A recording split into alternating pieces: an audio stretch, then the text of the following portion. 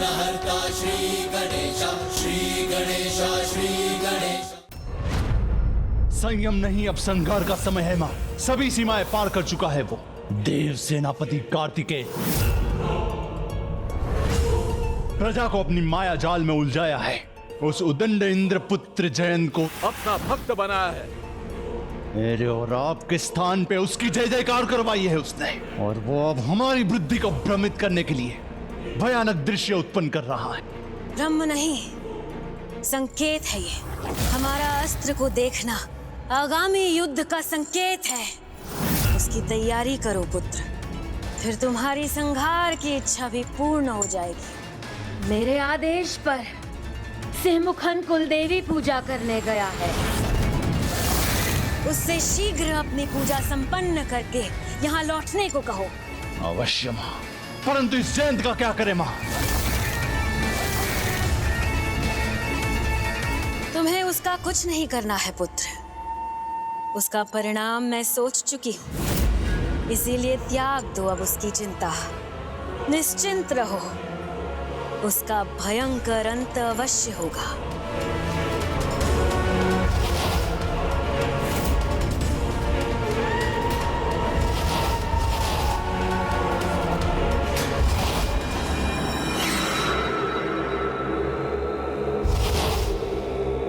तुम दोनों पर भी कार्तिकेय भक्ति हावी है ना? और तुम दोनों ही जयंत को कार्तिकेय भक्त बनाने के दोषी भी हो ना? इसीलिए तुम दोनों भी दंड के भागी हो।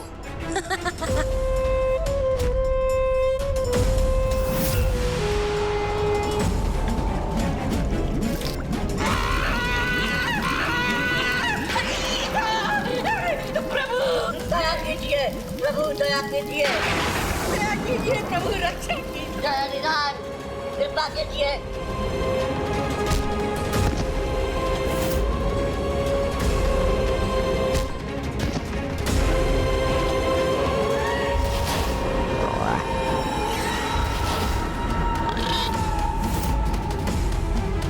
माया जहां विफल हो जाए, वहां भूखे असुरों की क्रूरता भक्तों की भक्ति के भ्रम को मिटा देती है।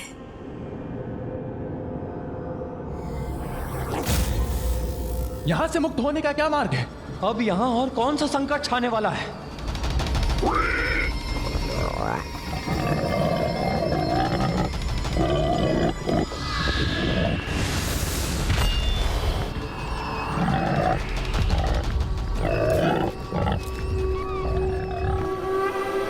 अंधकार ही नहीं, इस पिंजड़े में भी बंद कर दिया है माँ ने हमें।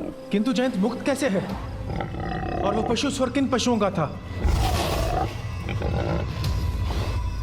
तुम्हें भूखा रखकर अंत नहीं कर सके तो कोई बात नहीं। अब मेरे भेजे हुए भूखे असुर तुम्हारा अंत अवश्य करेंगे।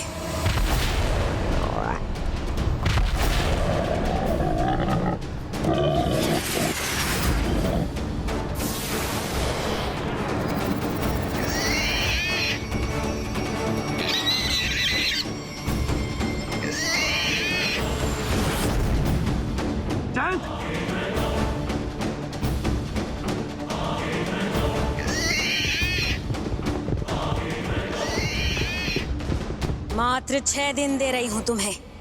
इन 6 दिनों में एक एक कर इन्हें रोकने वाली 6 बाधाओं को तोड़ूंगी मैं। 6 दिन बढ़ने दूंगी इनकी भूख, जिससे वो अपने चरम पर पहुंच सके।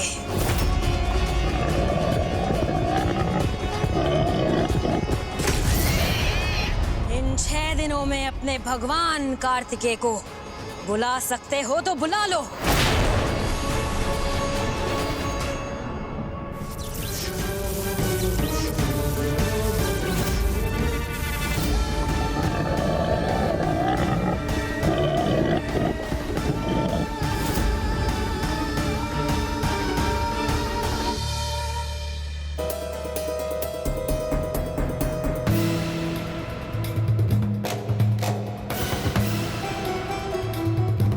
भाभी माँ तो अत्यंत निकट पहुँच गई हैं और मैं अभी तक भ्राता को विवाह के लिए मनाने में सफल नहीं हो पाया। यदि भाभी माँ को देखकर भ्राता क्रोधित हो गए और भाभी माँ इस बात से अपमानित अनुभव कर लौट गई तो अनर्थ हो जाएगा। प्रभु, आपको प्रथम बार इतना चिंतित देखा है मैंने। चिंता का ही तो विषय है मूषक जी। एक और जयंत पर निरंतर संकट बढ़ता जा रहा है, वहीं दूसरी ओर हमारी सेना अब बिल्कुल क्लांत हो चुकी है और अब भाभी माँ भी यहाँ पहुँच गई हैं। पता नहीं इन संकटों का कैसे निवारण होगा।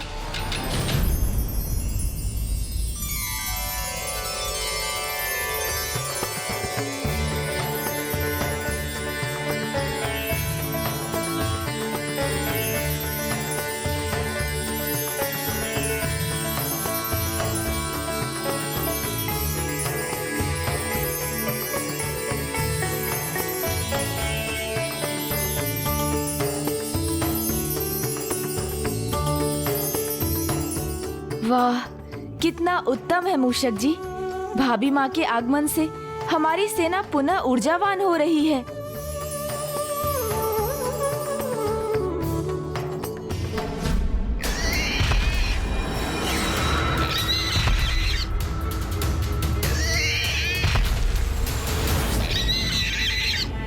पुत्र जयंत, प्रत्येक संकट का सामना बिना डरे किया है जयंत ने, किंतु वो है तो अभी भी अबोध बालक ही। इतने भयंकर पशु असुरों को देखकर तो महायोद्धा भी भयभीत हो जाए। मेरे प्रभु ही मेरे रक्षक हैं। वो हर बार के समान इस बार भी मुझे सुरक्षित अवश्य रखेंगे। प्रभु, आप मेरी रक्षा करेंगे ना? आनंदित हुआ इनके मुख पे भय देखकर। कब से मेरी आंखें प्रतीक्षा कर रही थी ये भय को देखने के लिए।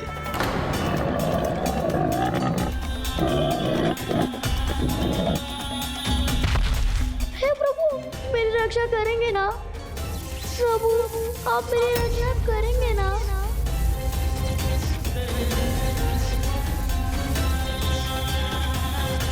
हे प्रभु, मेरी रक्षा करेंगे ना? प्रभु, अब आपके मुख में ये चिंता की रेखा क्यों है?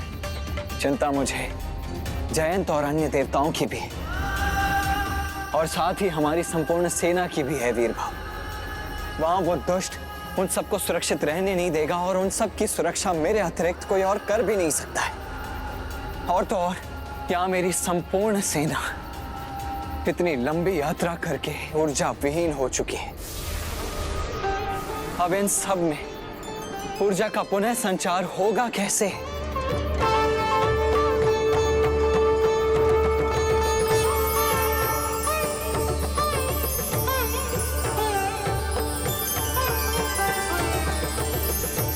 कुछ भी हो, करना तो मुझे ही कुछ होगा अब। परंतु ऐसी स्थिति में जब जयंत संकट में है एवं देवसेना ऊर्जा विहीन हो रही है, मैं अपना मौन व्रत कैसे आरंभ करूं?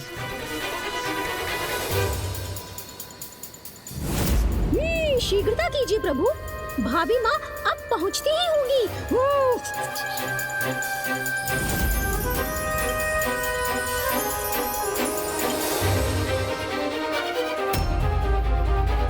जम्बुकेश्वर आने से पूर्व ही मैंने ये स्पष्ट किया था कि इस यात्रा के अंतिम चरण में तुम हमारे साथ नहीं चलोगे, इसीलिए अब तुम यहीं रुको और हमें आगे बढ़ने दो। यदि मैं एक पग भी आगे बढ़ाऊंगा तो उस क्षेत्र में प्रवेश कर जाऊंगा जहां भ्राता हैं, और उनसे अनुमति लिए बिना ऐसा किया तो उनके आदेश का उल्लंघन करूंगा।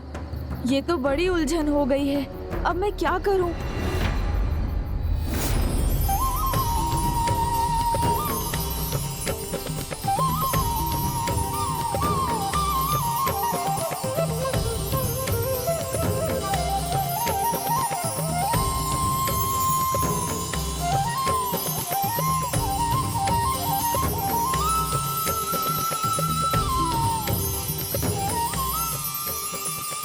भाभी माँ के आगमन से हमारी सेना ऊर्जावान हो गई है। ये कैसे संभव हुआ प्रभु? भाभी माँ का नाम ही देवसेना है, अर्थात वो शक्ति हैं, देवताओं की संपूर्ण सेना की ऊर्जा। इनका यहाँ आना देवताओं की ऊर्जा का आधार बनेगा।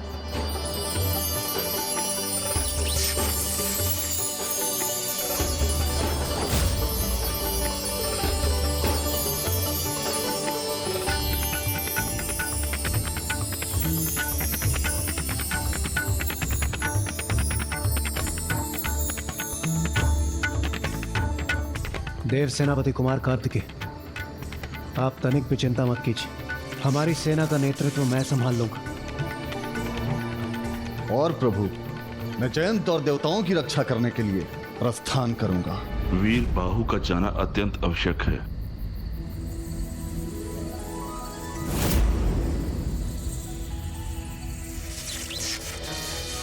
प्रणाम देवगुरु बृहस्पति जी। युद्ध के विषय में मैं आपको अपना परामर्श देने हेतु आ गया। आपने सर्वथा उचित कहा।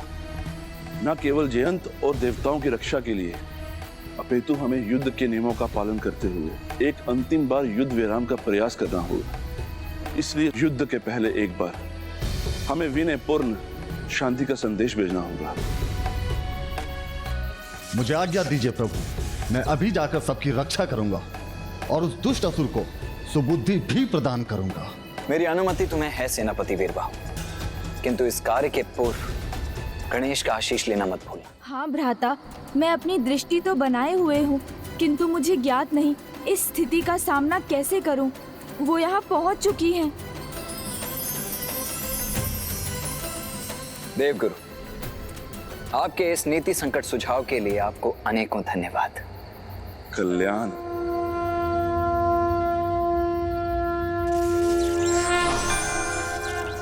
आज्ञा दीजिए प्रभु।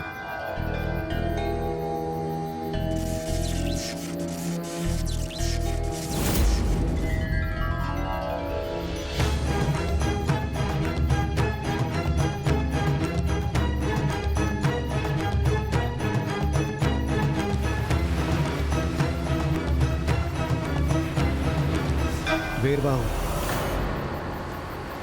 देव सेनापति कुमार कार्तिकेय ने कहा था, आगे बढ़ने के पूर्व आपको प्रथम पूज्य गणेश जी से आशीष प्राप्त करनी होगी। किंतु देवराज, प्रभु कार्तिकेय और प्रभु गणेश दोनों परम ब्रह्म हैं। इसलिए प्रभु कार्तिकेय से आशीष लेना गणेश जी से आशीष लेने के समान भी तो है। इसलिए इस समय मुझे तनिक भी विलंब किए बिना जयंत और देवताओं की रक्षा की चिंता करनी चाहिए। और अभी गणेश जी को ढूंढने लगा तो बहुत समय बीत जाएगा और जयंत की सहायता में मुझे देर हो जाएगी। किंतु भ्राता, महेंद्रपुरी तो लंका से भी आगे है, फिर आप इस सागर को पार कर वहां कैसे पहुंचेंगे? चिंता मत करो भ्राता, प्रभु ने आज्ञा दी है तो मार्ग भी सुगम बना देंगे।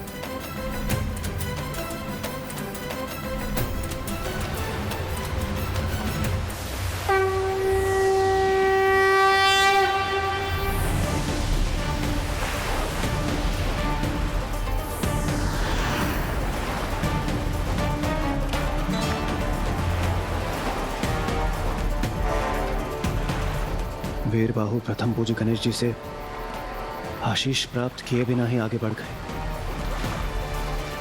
कहीं उनके मार्ग में कोई संकट न उत्पन्न हो जाए।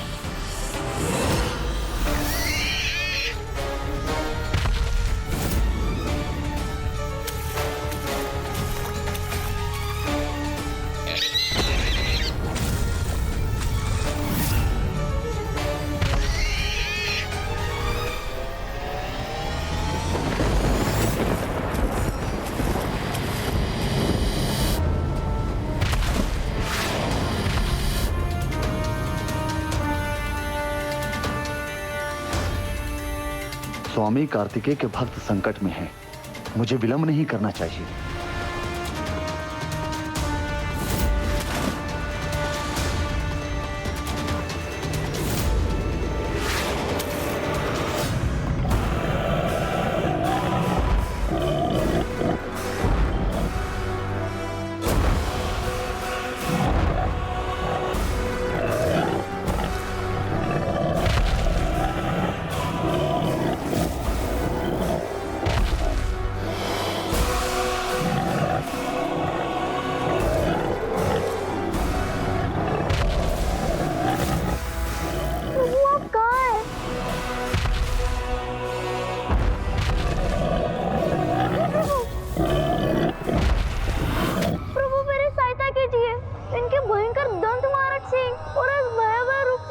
ध्यान भटका सकूं।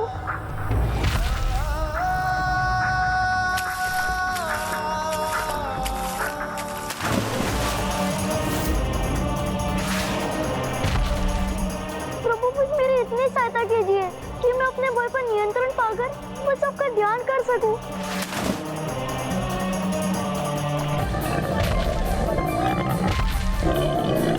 ओम सुब्रमण्यम कार्तिकेय स्वामी।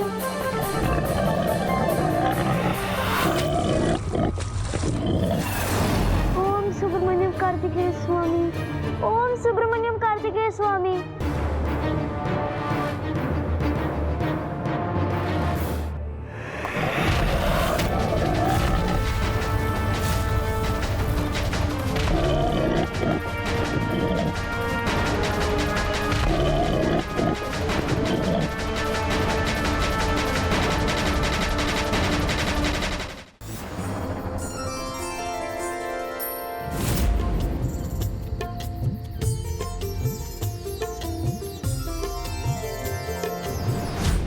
अच्छा तो ये होगा कि भ्राता होने वाली भाभी माँ को देखने के पहले ही अपना मौन व्रत आरंभ कर लें और मुझे अपने अंतिम उपाय का प्रयोग करने की आवश्यकता ही ना पड़े।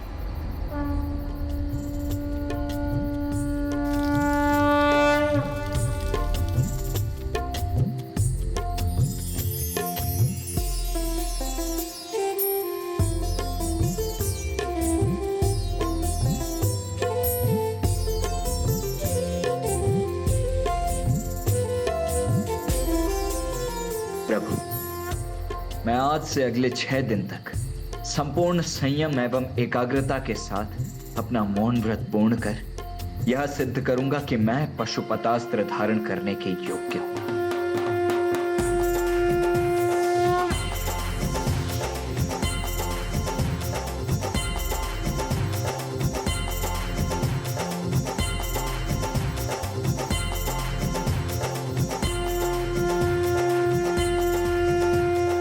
अब तो कुछ भी अहितकर होने से रोकने का एक ही उपाय है।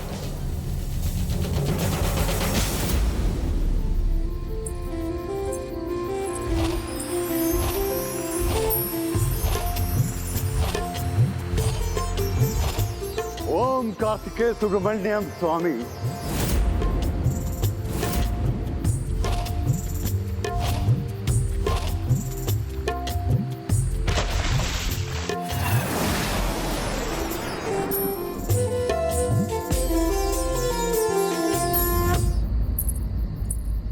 देवसेना यहाँ?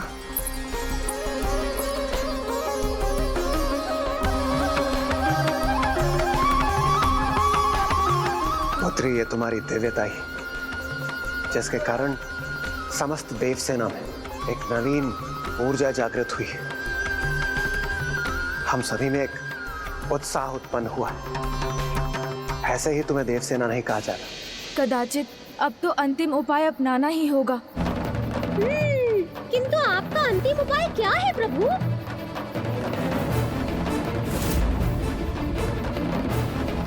गणेश जी, ये रही मेरी पुत्री देवसेना। मुझे ज्ञात है देवराज, यही तो चिंता है मेरी। गणेश जी, ये रही मेरी पुत्री देवसेना। मुझे ज्ञात है देवराज, यही तो चिंता है मेरी। चिंता? गणेश जी, इसमें चिंता की क्या बात? ये तो बहुत अच्छी बात है। वो अपने भावी पति, अपने स्वामी से भेंट करने के लिए यहाँ आई और फिर मेरी घोषणा अनुसार सुरापद्म के अंत के बाद विजयी हुए कुमार कार्तिकेय से ही उसका विवाह होगा। विवाह की ही तो समस्या है देवराज। कदाचित आपने ध्यान नहीं दिया। इस यात्रा में पग पग पर मैं भ्राता कार्तिकेय से विवाह की ही बात करता रहा। कथाओं से उन्हें विवाह संबंधित ज्ञान भी देता रहा, किंतु विवाह में उनकी रुचि जागृत करने में असफल रहा। तो ऐसे समय में जब पाशुपतास्त्र को प्राप्त कर दुष्टों का संहार ही भ्राता का एकमात्र लक्ष्य है, तो उनके मौन व्रत ध्यान के आरंभ के पहले भाभी माँ देवसेना का यहाँ पहुँचना कहीं एक नवीन संकट न खड़ा कर दे। आप उचित कह रहे हैं गणेश जी, किंतु यदि उन्होंने देवताओं की और समस्त देवसेना की ऊर्जा बनी पुत्री देवसेना को लौटा दी और हमारे सभी योद्धा पुत्री देवसेना के मनोभाव के ही समान, दुखी और ऊर्जा विहीन हो जाएंगे। इसलिए तो भ्राता के देखने के पूर्व भाभी माँ को रोकना आवश्यक है, किंतु ये कैसे होगा? प्रथम पूज्य गणेश जी, आपका बुद्धि कौशल, आपकी ओजस्वी वाणी, आपकी युक्ति, आपके वचन सदैव सार्थक रहे। आप किसी को भी कुछ भी समझाने में सफल रहे। इसलिए पुत्री देवसेना को समझाने का कार्य भी आप ही को करना होगा।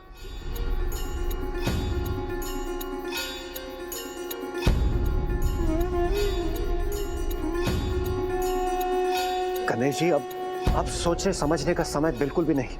अब प्रथम पूज्य भविष्य में सुख को निर्धारित करने वाली इस दिव्य घटना को दुखद घटना में परिवर्तित होने से आपको रोकना होगा। इससे पूर्व कि कोई विघ्न उत्पन्न हो, आपको इसका समाधान ढूंढना होगा। आप ही अपने अचूक उपाय से, अपनी प्रबल बुद्धि से कुछ कीजिए विघ्नहर्ता गणेश जी। इंद्रदेव उचित कह रहे हैं प्रभु, ये कार्य तो मात्र आप ही कर सकते हैं। देवराज इंद्र मेरी प्रशंसा कर रहे हैं या मुझे वो कार्य करने को कह रहे हैं जो मेरे लिए भी असंभव है? देवराज इंद्र ने स्थिति के सामने आत्मसमर्पण कर दिया। अब तो मुझे ही जाना होगा, किंतु मैं कहूँगा क्या और कैसे कहूँगा? उन्हें आगे बढ़ने से कैसे मना करूँगा एवं कैसे इस होने वाले अनिष्ट को रोक पाऊंगा? स्वामी, मैं आपके निकट पहुंच ही रही हूँ। अब शीघ्र मुझे आपके प्रत्यक्ष दर्शन प्राप्त होंगे।